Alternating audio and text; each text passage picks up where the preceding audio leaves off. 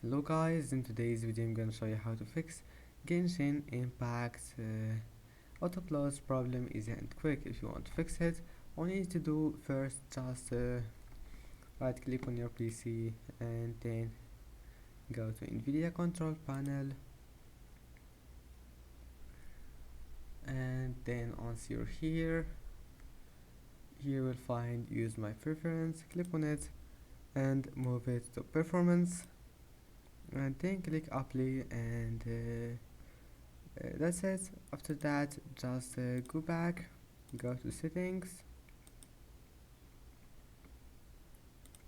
and then privacy. Now scroll down until you find background apps, and here you will find here you can turn off all background apps.